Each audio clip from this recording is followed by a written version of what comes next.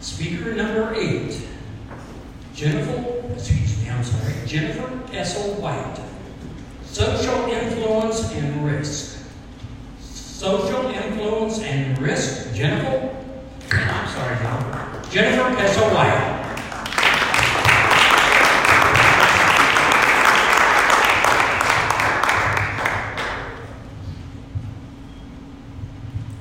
Who here is on Facebook?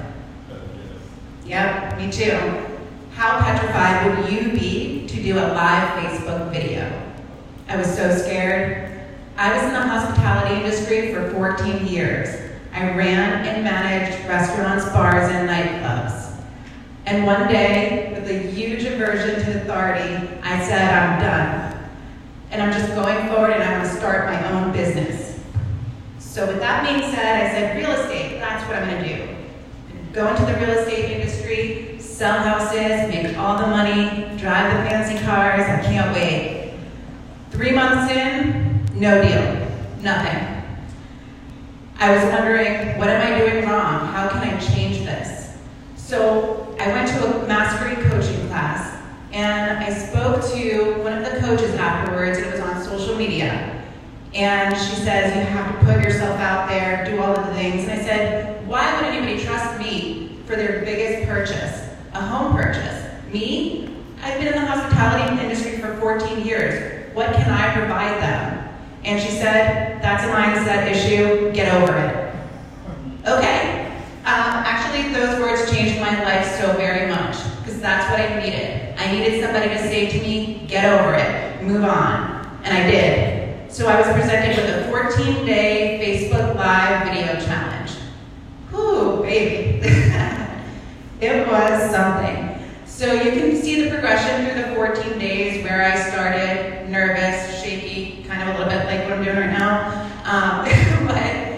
And then at the end where I was so very comfortable, I was putting myself out in front of everybody, my sphere of people, and talking about real estate and how I should help them, and why, and what I know, and what I can provide to them.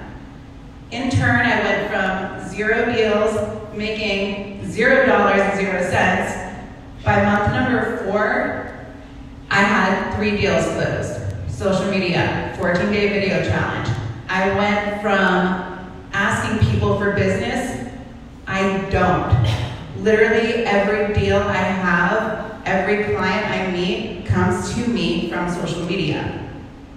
So with that being said, I wanted to give back to others. I felt so honored and happy that I was looking at these other females in my industry and in many other industries, and they were doing big things, starting their own business.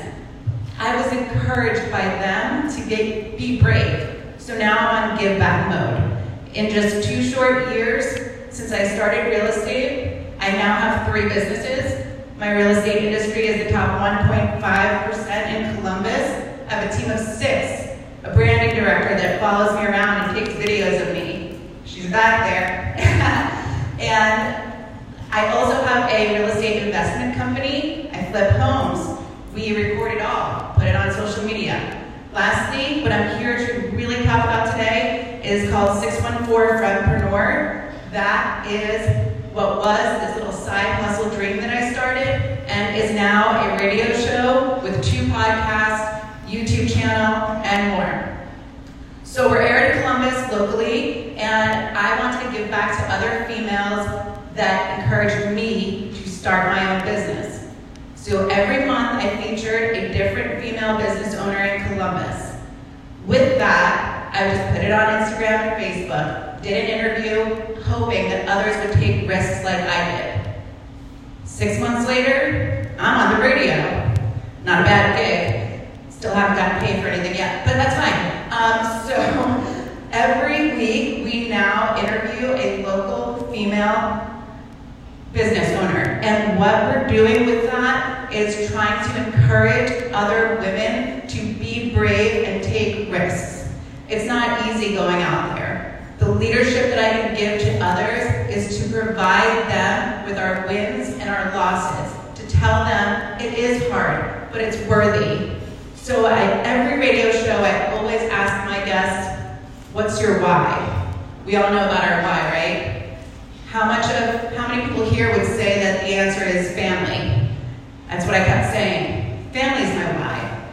I want my children, 4 and 2, buy me a drink later. I want them to be happy. I want to make sure that they're successful, that they have everything they need in life. And that's it, that's my why, right? But it wasn't.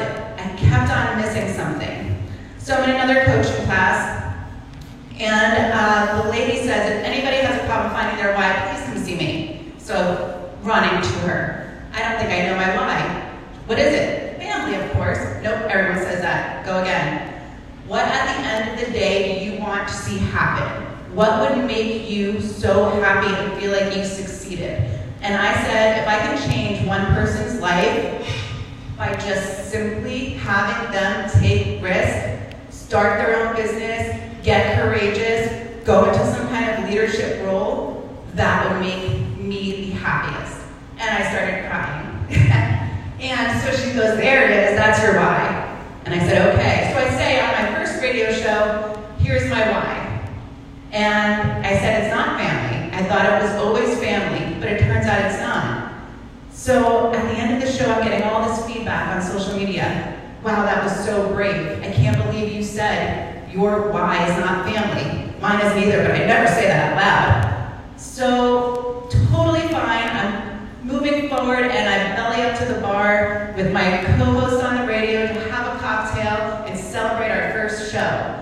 And then I realized that your family is so very much an aspect of what can be received when you find your true why. My why is to lead others, and that leadership came from within, and every single time I start and can change someone's life, I feel honored, and guess what?